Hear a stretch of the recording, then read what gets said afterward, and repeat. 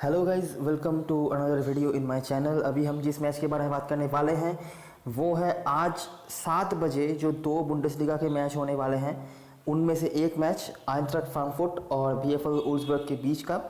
इससे पहले इस मैच की एनालिसिस हम स्टार्ट करें, एक बार जान लेते हैं कल का रिजल्ट कैसा गया था। अगर आपने मैच देखी होगी ना, तो जैसा जैसा हमने कहा था बिल्कुल वैसा ही गया था। लेस गोल, ठीक है। फ्राइबर्ग ने कमाल का मतलब मिडफील्ड खेला था, डिफेंसिव उनकी क्वालिटी बहुत अच्छी रही थी।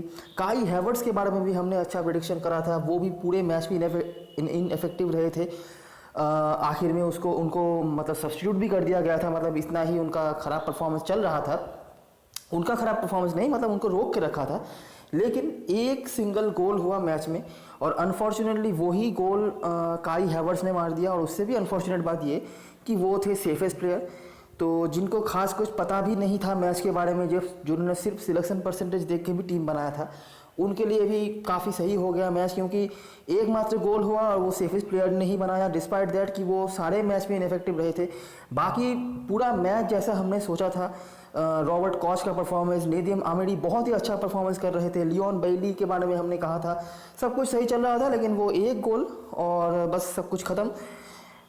तो ये सब हो सकती है मैचेस में, हम टैक्टिकल एनालिसिस कर सकते हैं, मैच के सिनारियो सोच सकते हैं। लेकिन बाकी 20 प्लेयर्स खेलते हैं, कभी कभार तो गोलकीपर भी गोल कर देते हैं। तो 20 प्लेयर्स खेलते हैं, सब्स्टिट्यूट मिलाकर शायद 24-25 प्लेयर्स होते हैं मैदान पर आउटफील्ड प्लेयर्स के तौर पे। तो कोई भी गोल कर सकता है, इसका प्रेडिक्शन आप कर नहीं सकते हैं। और जनरली जिनको कुछ ज़्यादा पता भी नहीं होता है वो स्ट्राइकर्स को कैप्टन रखते हैं। और ये आप अगर स्ट्रेट फॉरवर्ड नहीं जाते हैं, थोड़ा अलग हट के सोचते हैं और स्ट्राइकर्स को कैप्टन वाइस कर नहीं रखते हैं, और अगर वो गोल दाग देते हैं तो चीज़ें ऑफकोर्स आपके हाथ के बाहर जाती है, जो कल भी हुआ। मैं अभी खास कुछ कर नहीं पाया, क्योंकि मैं हमेशा रिस्क लेता हूँ, जैसे मैं हमेशा कहता हूँ। जिन्होंने स्ट्रेट फॉरवर्ड टीम बनाई थी, लियोन बाइली और काय हैवर्ट्स के जो कॉम्बिनेशन के साथ जो लोग गए थे, उनके लिए लगभग सही था। लेकिन जैसा एक्सपेक्ट किया था वैसा हुआ नहीं। मैंने थोड़ा बेटर परफॉर्मेंस एक्सपेक्ट किया था फ्राइबर्ग से, लेकिन वो कुछ ज़्यादा ही डिफेंसिव हो गए। इतना ज़्यादा डिफेंसिव हो गए कि मतलब अटैक करना है यही वो भूल गए थे, लग रहा था उनके मैच को देखकर। तो जो भी वो स्टार्ट करते हैं इस मैच की एनालिसिस, ये मैच काफ़ी इंटरेस्टिंग हो सकता है। इंटरेस्टिंग इन द सेंस ये कि ड्रीम 11 में जो टीम जब आप फॉर्मेशन करेंगे ना, तो एक पोजीशन में ऐसा है कि बहुत सारे इंपॉर्टेंट प्लेयर्स हैं, और किसी को भी मिस करना मतलब आपके लिए बहुत ज़्यादा हानिकारक हो सकता है, ठीक है। और वो क्या है, क्यों है, हम आगे देखते हैं। तो ये मैच होने जा रहा है वोल्क्सवैगन एरिना में, जो कि वोल्फ्सबर्ग का होम ग्राउंड है। वोल्फ्सबर्ग 6ठे स्थान पर है, आइंट्रैक्ट फ्रैंकफर्ट 4वें स्थान पर है, 14th। अगर आपको याद हो, वोल्फ्सबर्ग ने आखिरी मैच पर हराया था लेवरकुसन को, और आइंट्रैक्ट फ्रैंकफर्ट ने आखिरी मैच पर उनको 3-3 से उनको ड्रॉ करना पड़ा था फ्राइबर्ग के अगेंस्ट। वोल्फ्सबर्ग की तरफ से मेहमेदी, जेरहार्ड, गुइलाभो ये थोड़े से डाउटफुल हैं। विलियम, ओटावियो, कमाचो, क्लाउस ये अभी अवेलेबल नहीं है इंजरी के चलते। तो ये सब है, ये सब चाहने देते हैं। अभी देखते हैं 2 लास्ट जो हेड टू हेड मैचेस हुई थी इन दोनों टीमों के बीच में, एक बहुत ही ईजी और बहुत ही इंटरेस्टिंग एक चीज़ आपको समझ में आ जाएगा, ठीक है। आप देखते रहिए। ऐसी कोई बात नहीं है कि आइंट्रैक्ट फ्रैंकफर्ट इस मैच में कुछ कर सकती है, मतलब चांसेस बहुत ज़्यादा कम है। मैं अगर सही बताऊं तो कल के मैच में मैंने फिर भी कहा था फ्राइबर्ग लेवरकुसन को रोक सकती है, लेकिन यहाँ पे चांसेस मुझे बहुत कम लग रहे हैं। लेकिन कितना गोल होगा और कितने बड़े स्कोर लाइन्स होंगे, ये एक चीज़ के ऊपर डिपेंड करता है, ठीक है। आप देखते रहिए। ये है आखिरी मैच, ठीक है, जो कि फ्रैंकफर्ट के होम ग्राउंड पे हुआ था। फ्रैंकफर्ट यहाँ पर हारी थी, ठीक है। आप देख सकते हैं उनकी तरफ से एकमात्र जो कॉस्टिच थे लेफ्ट साइड पर, उन्होंने सही फुटबॉल खेला था, और बाकी खास कुछ था नहीं उनकी तरफ से बताने को। वोल्फ्सबर्ग की तरफ से अगर देखी जाए तो उनकी जो स्ट्रेंथ है सेंट्रल मिडफील्ड, यहाँ पर उन्होंने अच्छा फुटबॉल खेला, ठीक है। और ये 2 गोल स्कोरर रहे थे, ये भी काफ़ी सेंट्रल रहे थे। उससे भी बड़ी बात जो है, उनके जो 2 विंग बैक्स थे ना, उन्होंने काफ़ी अच्छी फुटबॉल खेली, ठीक है। डिस्पाइट दैट एक रेड कार्ड हुआ था, लेकिन उनके पूरे मिडफील्ड ने और उनके दोनों फुल बैक्स ने यहाँ पर अच्छा फुटबॉल खेला, तो जीत गई वोल्फ्सबर्ग। लेकिन स्कोर लाइन आप देख सकते हैं 2-0, ठीक है। वोल्फ्सबर्ग की तरफ से मैंने एक चीज़ बताया था आखिरी वीडियो में भी कि उनके पास गोल स्कोरर्स की काफ़ी कमी है, ठीक है। और यहाँ पर भी आप वो चीज़ देख सकते हैं। तो रिपोर्ट यही है, मिडफील्ड डोमिनेटेड। वोल्फ्सबर्ग के जो फुल बैक्स थे, ये आप देख सकते हैं, दोनों फुल बैक विलियम और रूसिलियन, दोनों जो विंग बैक थे, इन्होंने दोनों अच्छा फुटबॉल खेला। सेंट्रल बैक अच्छा फुटबॉल खेले थे। उससे भी बड़ी बात जो यहाँ पे ट्विस्ट था, वो था कैस्टिल्स मैन ऑफ द मैच। अब कैस्टिल्स कौन थे? कैस्टिल्स हैं उज़्बेक के गोलकीपर। अभी goalkeeper man of the match बनने का मतलब क्या है? इसका मतलब यही है कि उनके पास काफ़ी अपॉर्चुनिटीज़ आई, काफ़ी प्रेशर आया सेव करने को। तो डिस्पाइट स्कोर लाइन आपको दिखा रहा है कि उज़्बेक यहाँ पर आराम से जीती हैं, इतना आराम था नहीं वैसे, ठीक है। और ये चीज़ जब मैं अगला मैच आपको दिखाऊंगा ना, आपको और भी ज़्यादा क्लियर हो जाएगा। तो क्या ऐसा मटेरियल था कि आइंट्राख्ट फ्रैंकफर्ट ने उज़्बेक के ऊपर थोड़ा बहुत प्रेशर बना के रखा था? वो था ये कि उज़्बेक ने यहाँ पे मिडफील्ड से काम करा, ज़्यादा कुछ इधर उधर नहीं की, जो उनकी स्ट्रेंथ है उसी के हिसाब से वो गए, जीत गए। लेकिन काफ़ी प्रेशर आइंट्राख्ट फ्रैंकफर्ट ने बना के रखा था, तभी जाके उज़्बेक के जो गोलकीपर हैं वो मैन ऑफ द मैच बने। फ्रैंकफर्ट ने थोड़ा बहुत लेफ्ट साइड से ट्राई किया था, कॉस्टेज गुड थे जो कि हमने देखा। अच्छा, अगला मैच देखिए, फिर से वही चीज़ करने की कोशिश, मिडफील्ड में लोग ज़्यादा बढ़ा दिया, ठीक है। दोनों फ्लैंक्स में से विलियम्स फिर से यहाँ पर अच्छे थे, ज़्यादा कोई फ्लैंक्स का यूज़ नहीं, लेकिन मिडफील्ड में लोग ज़्यादा कर दिया और इस बार स्कोर हो गया 1, ठीक है। और आइंट्राख्ट फ्रैंकफर्ट ने क्या किया, उनकी भी जो स्ट्रेंथ है सेंट्रल ऑफ मिडफील्ड, यहाँ पर उन्होंने कमाल का फुटबॉल खेला। कॉस्टिच ने फिर से अच्छा काम करा, उतना ज़्यादा पेनिट्रेटिव नहीं थे। जो गोल दागे थे जोनाथन दे गुज़मान, ये भी सेंट्रल ऑफ मिडफील्ड ही है। तो स्कोर हो गया 1-1। और यहाँ पर भी एक goalkeeper he man of the match रहे थे। तो डिस्पाइट दैट पहले मैच में भी हमने देखा 2-0 का डिफरेंस, यहाँ पर भी 1-1 गोलकीपर्स के ऊपर काफ़ी प्रेशर बन रहा है। और उससे बड़ी बात यह है कि देखिए, जो चीज़ मैं आपको समझाना चाहता था कि दोनों ही मैच में उज़्बेक ने मिडफील्ड से काफ़ी कंट्रोल करने की कोशिश करी। और अनफॉर्चुनेटली ये कहिए या फॉर्चुनेटली कहिए, आइंट्राख्ट फ्रैंकफर्ट की जो स्ट्रेंथ है वो उनके मिडफील्ड में ही है। यहाँ तक जो कॉस्टिच आपको लगातार अच्छा करते हुए दिख रहे हैं ना, ये भी जनरली अंदर आ जाते हैं, मिडफील्ड से ज़्यादा अपना काम करने का कोशिश करते हैं, ठीक है। तो ये एक चीज़ हुआ था। अभी आपको लग रहा होगा कि दोनों ही मैच में उज़्बेक ने ठीक ठाक खेला है, जीता भी है, तो फिर मैं क्यों ऐसा कह रहा हूँ कि उज़्बेक उतना अच्छा नहीं कर पाई है? उसके पीछे का रीज़न जब आप आइंट्राख्ट फ्रैंकफर्ट के रिसेंट कुछ मैचेस को देखेंगे ना, आपको समझ आएगा। मैं आपको दिखाता हूँ। तो यहाँ पर रिपोर्ट यही है कि मिडफील्ड का यहाँ पर फिर से मैच रहा। उज़्बेक की मिडफील्ड थोड़ा बहुत गलती उन्होंने करा, आप देख सकते हैं। यहाँ पर एक जो पोस्ट पे मारा था, यहाँ पर 2 गोल वो और कर सकते थे, पोस्ट पे उनके शॉट्स लग गए थे। बोथ साइड्स, लेफ्ट साइड से काफ़ी अच्छा कर रही थी। सेट पीस उज़्बेक की काफ़ी स्ट्रॉन्ग जोन थी, ये रहा था। समरी यह है कि उज़्बेक सेट पीस में काफ़ी अच्छी रही थी, विंग प्ले कर रही है, क्रॉसेस वगैरह निकाल रही है, लेकिन जनरली मिडफील्ड से ही उनके काम चल रहे हैं, ठीक है। विंग से उतना ज़्यादा नहीं, मतलब जैसे कि हम कल के मैच में देख रहे थे लेवरकुसन की तरफ से कि उनके विंगर्स ही उनकी स्ट्रेंथ है, ऐसे कोई नहीं, लेकिन विंग प्ले हो रहा है। और इनके इफेक्टिव 2 फुल बैक्स हैं। फ्रैंकफर्ट के होकर भी इनकी स्ट्रेंथ, इनकी सेट पीस है, और उनकी सेट पीस इनकी कितनी बड़ी स्ट्रेंथ है मैं आपको आगे दिखाता हूँ। विंग पर डिफेंड करने में इनको थोड़े बहुत प्रॉब्लम्स आते हैं, और इसीलिए इनके दोनों फुल बैक्स, जो उज़्बेक के जो दोनों फुल बैक्स हैं, दोनों ही मैच में आपने देखा काफ़ी अच्छी परफॉर्मेंस रही थी उनकी, मिडफील्ड डिपेंडिंग ये भी है। अभी मैं आपको एक चीज़ दिखाता हूँ, यह है बायर्न म्यूनिख से जो मैच खेला था फ्रैंकफर्ट ने, थर्ड लास्ट मैच, 5 गोल दागे थे बायर्न म्यूनिख ने। क्या किया था? पहले आप फ्रैंकफर्ट का हाल देख लीजिए, उनके मिडफील्ड को पूरी तरह से चकनाचूर कर दिया था। यहाँ पर 5.1 की रेटिंग, दोनों साइड भी उतना अच्छा नहीं करा। कॉस्टेज ने फिर भी सही करा, लेकिन उतना अच्छा नहीं। सेट पीस से 2 गोल आए थे, ठीक है। दोनों ही सेट पीस लिया था रोडे ने, और दोनों ही बार गोल करा था हिल्डरेचर ने। याद रखना, ये बायर्न म्यूनिख की टीम है, नॉट ओनली इन जर्मनी बल्कि वर्ल्ड की one of the best team. उनके अगेंस्ट भी 2 गोल दाग दिए थे फ्रैंकफर्ट की टीम ने, वो अलग बात है। हिल्डरेचर ने बाद में एक ओन गोल भी कर दिया था, लेकिन 2 गोल बने थे सेट पीस से। तो इससे तो ये समझ आ रहा है कि फ्रैंकफर्ट की काफ़ी काम होते हैं सेट पीसेस में। और इसका सबसे बड़ा एग्जाम्पल मैं अगर आपको दूँ, हिल्डरेचर जो इनके सेंट्रल बैक हैं, इस सीजन में आइंट्राख्ट फ्रैंकफर्ट के हाईएस्ट गोल स्कोरर भी हैं, ठीक है। तो इससे आपको समझ आ रहा है कि कितना कॉन्सिस्टेंट है फ्रैंकफर्ट सेट पीस से, क्योंकि वो तो स्ट्राइकर नहीं है हिल्डरेचर, वो डिफेंस में खेलते हैं। तो कॉर्नर्स वगैरह, फ्री किक्स वगैरह में ही उनके पास मौके आते हैं हेडर से गोल करने का, ठीक है। तो यही रीज़न है। अच्छा, तो जो मैं कहना चाहता था, देखिए बायर्न म्यूनिख ने यहाँ पर कहाँ पे एक्सपोज किया फ्रैंकफर्ट को, दोनों wings, not only full backs but wingers भी, ठीक है। और जैसे ही विंग चालू हो गया, गोल बन गए 5, जो कि पिछले 2 मैचों में मैं आपको दिखाने की कोशिश कर रहा था। उज़्बेक जीती तो है, लेकिन उस तरह का डोमिनेशन वो नहीं दिखा पाई। क्यों? क्योंकि उन्होंने विंग का इस्तेमाल ही नहीं करा। बायर्न म्यूनिख आ गई, उनके फुल बैक्स जो कि अल्फोंसो डेविस उनके लेफ्ट बैक, बेंजामिन पवार्ड उनके राइट बैक, दोनों फुल बैक्स ने और दोनों विंगर्स ने कमाल का फुटबॉल खेला। और जैसा कि आप जानते हैं कि जैसे ही दोनों फुल बैक्स किसी टीम के एक्टिव हो जाते हैं, मैंने ये पहले भी समझाया हुआ है, सेंट्रल अटैकिंग जो मिडफील्डर्स और सेंट्रल स्ट्राइकर्स जो होते हैं उनके पास बहुत ज़्यादा अपॉर्चुनिटीज आ जाती हैं गोल स्कोर करने का हेडर के जरिए। तो आप देख सकते हैं लेवेंडोव्स्की, मूलर ये गोल में थे।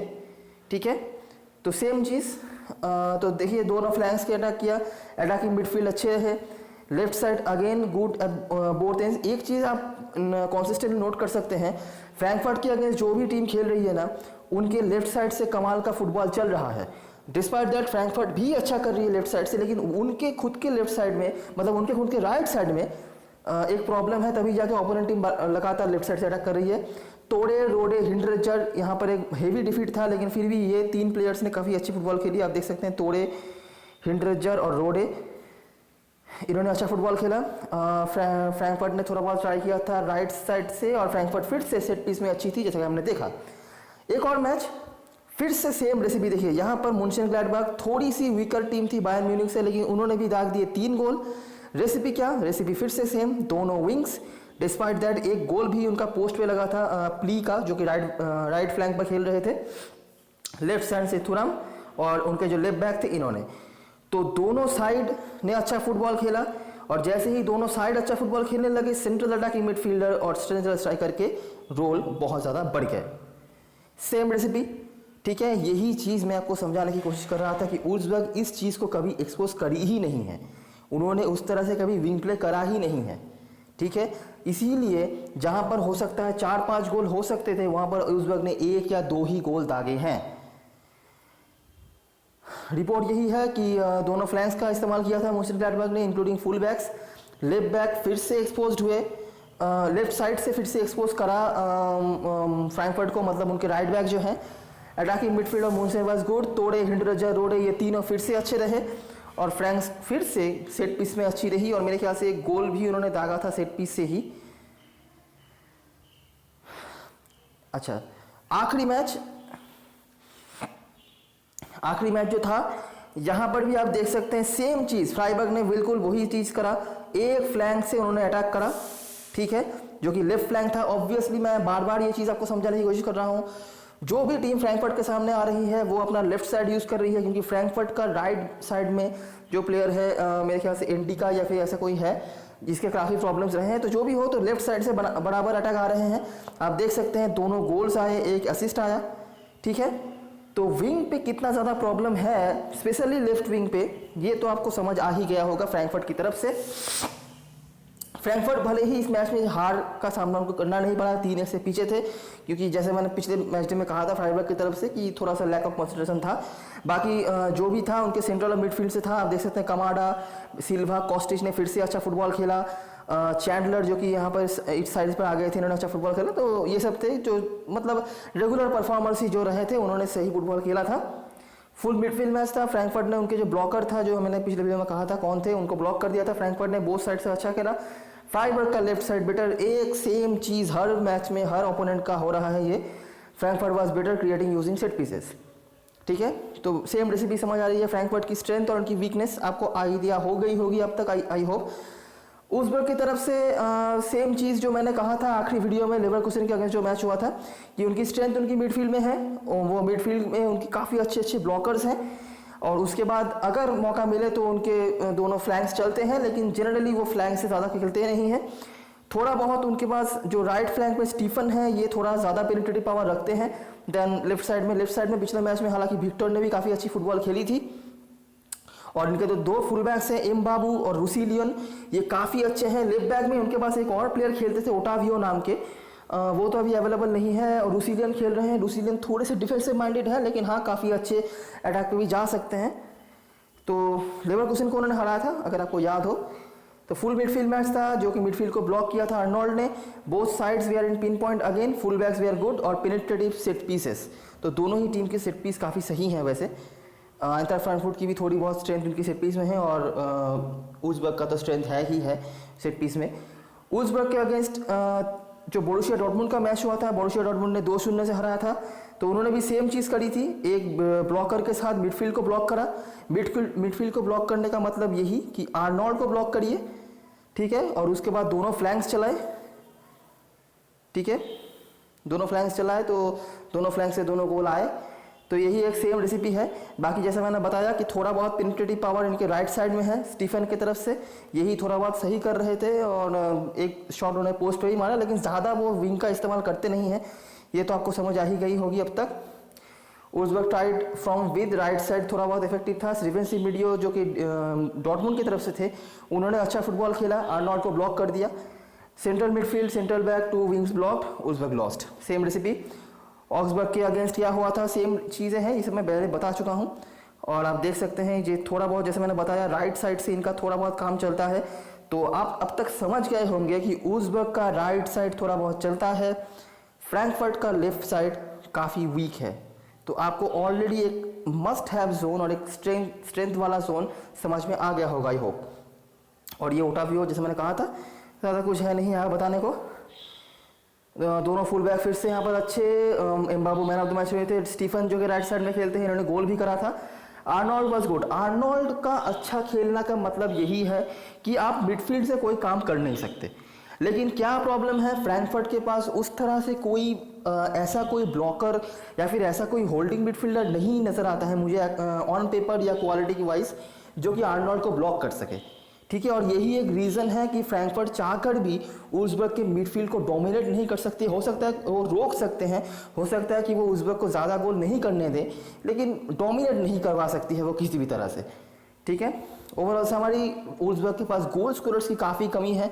पिछले मैच में ही उन्होंने 4 गोल दागे थे, जिनमें से 2 गोल कॉर्नर से आए थे, नहीं तो 1-2 गोल से वो ज़्यादा वो करते नहीं। इंक्लूडिंग फ्रैंकफर्ट के अगेंस्ट आपने देखा, जिनके अगेंस्ट पिछले 3 मैच में कुल 11 गोल हुए हैं, उनके अगेंस्ट भी वो 1-2 से ज़्यादा गोल नहीं कर पाए। तो ये एक प्रॉब्लम है। बाकी देखते हैं कैसी फॉर्मेशन के साथ उज़्बेक आती है इस मैच पे। मिडफील्ड थोड़ा ज़्यादा कंसिस्टेंट है, सेट पीस अच्छे हैं, फुल बैक्स बहुत ही अच्छे हैं उज़्बेक की तरफ से। फ्रैंकफर्ट में मिडफील्ड का मेन जोन है, दोनों साइड मिडफील्डर स्पेशली कॉस्टिच थोड़े ज़्यादा कंसिस्टेंट है, हालांकि बहुत ज़्यादा तो मैं नहीं कहूँगा पेनिट्रेटिव पावर वाला, लेकिन ठीक है, ठीक ठाक करते हैं। सेट पीस में अच्छे हैं। लेफ्ट साइड बहुत ज़्यादा ख़राब है, मैं लेफ्ट साइड नहीं कहूँगा, ये राइट साइड होना चाहिए। हाँ जी लेफ्ट साइड ठीक है। और of full win defending against wingers, यहाँ तक कि सेट पीस में भी इनके प्रॉब्लम्स हैं, तो विंगर्स इनके अगेंस्ट चलाना जरूरी होता है। तो यही देखना होगा कि आज उज़्बेक का इस्तेमाल करती है या नहीं, या फिर से वो वही घिसी पिटी मिडफील्ड वाली गेम खेलते हैं और 1-2 गोल करके जाते हैं। सेट पीस टेकर्स उज़्बेक की तरफ से आर्नोल्ड फ्री किक लेते हैं, ये तो आपको पिछले मैच से समझ आ ही गया होगा। वेगहॉर्स्ट के पेनल्टी टेकर। फ्रैंकफर्ट की तरफ से रोडे कॉस्टिच फ्री किक लेते हैं, और इसीलिए जैसे मैंने बताया कि आइंट्रैक्ट फ्रैंकफर्ट की तरफ से कुछ भी अगर आपको देखना है, बड़ी लीग अगर आप खेल रहे हो, तो इन दोनों पे आपको भरोसा करना पड़ेगा। आंद्रे सिल्वा, हिंड्रेजर, कॉस्टिच इनके पेनल्टी देकर। स्टैटिस्टिक्स के पासिंग एक्यूरेसी की बात करें तो पोनराचिच, गोइलावोगी, नोचे, ये सब नाम है, आप चाहे तो देख सकते हैं। इस मैच में मुझे नहीं लगता कि आपको पासिंग टैकलिंग स्टैटिस्टिक्स की ज़्यादा ज़रूरत है, क्योंकि इस मैच में मुझे लगता है काफ़ी गोल होने चाहिए। अब एक बार देख लें दोनों टीम की पॉसिबल फॉर्मेशंस और लाइनअप्स। तो ये लाइट ग्रीन वाला उज़्बेक की तरफ से है और लाल वाला आपके फ्रैंकफर्ट है। तो यही मेरे ख्याल से पॉसिबल फॉर्मेशन होनी चाहिए।